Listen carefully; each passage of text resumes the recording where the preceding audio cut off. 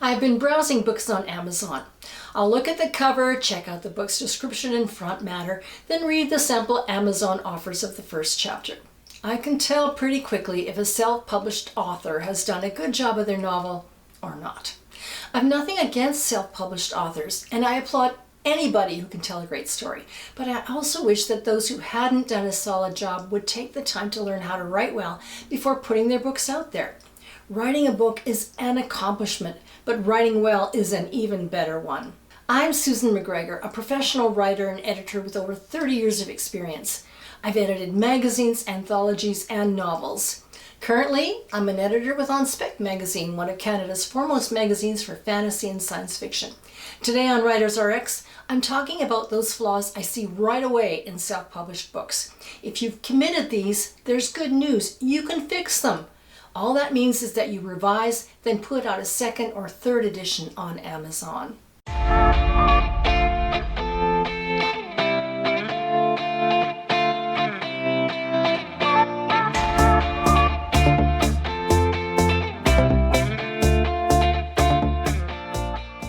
Here's a list of the errors that make me cringe when I see them. I found all of these within 10 minutes of looking, which goes to show you how prevalent they are. Before we even get into a novel's first paragraph, these clues in the front matter or in Amazon's description are giveaways that the writing will not be competent. Number 1, using Vanity Publishers. Sometimes these are hard to recognize for what they are. The author will usually mention them in the front matter of their book. A gullible writer will pay a vanity publisher to publish their book to handle all those pesky details like editing and proofreading, cover design, ebook and paperback layout, marketing and sales. But in my opinion, vanity publishers aren't worth the money they're paid. They don't care about the writer or their prose, and it shows. Self-publishers would be better off to spend their money on getting a professional editor to look their novel over, to suggest developmental, line, or copy edits. You're a writer. Put your efforts towards improving your craft and don't be duped. Number 2, unless you're Frank Herbert and you've written Children of Dune, just about any science fiction or fantasy title that includes the word children or adventures probably isn't targeted to an adult audience. Or if it is, you need to come up with something more original. The same goes for any title with the words warrior, alien, or legend. These are all bland.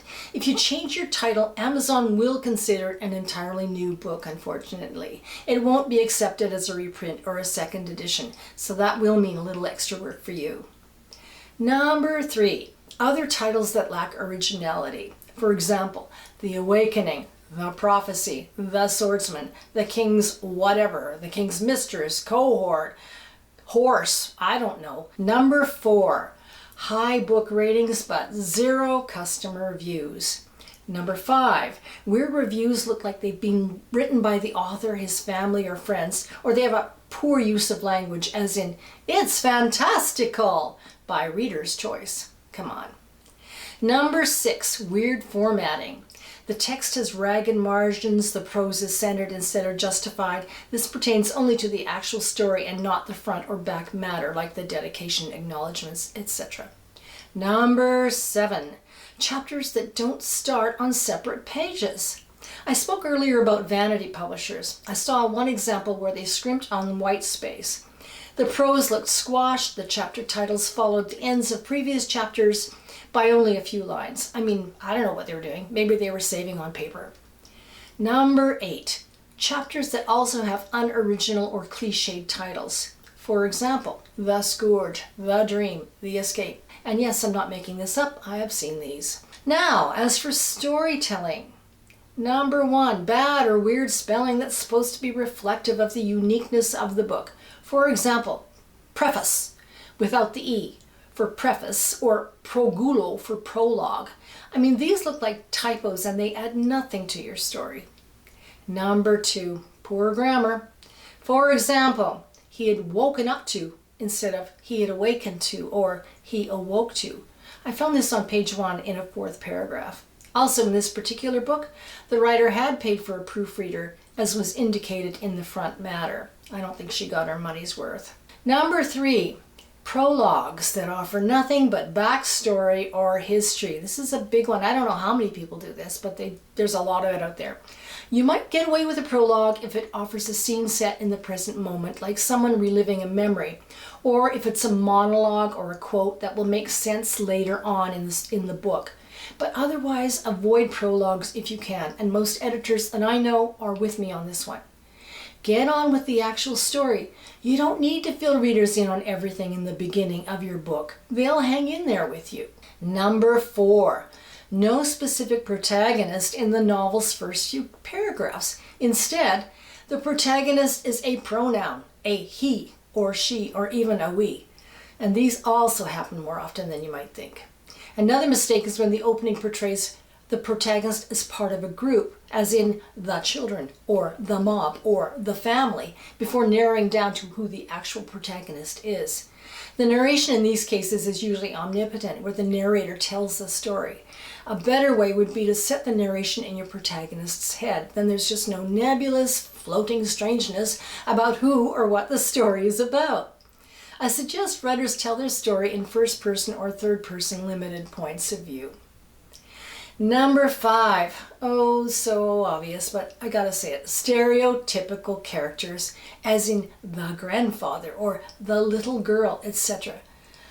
Boring. I mean, please do something to flesh out your characters. You're a writer. How hard can that be? Make the effort.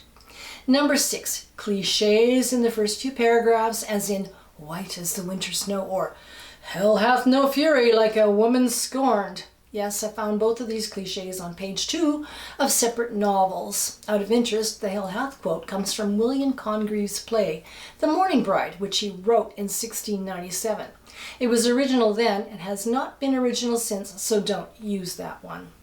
In fact, don't use any cliches if you can help it. Number 7, exposition. Instead of starting the novel with an action-packed or tense inciting incident, the writer opens with telling rather than showing. If you want to know more about exposition, check out my video. Is exposition always wrong? When to use it and when to not.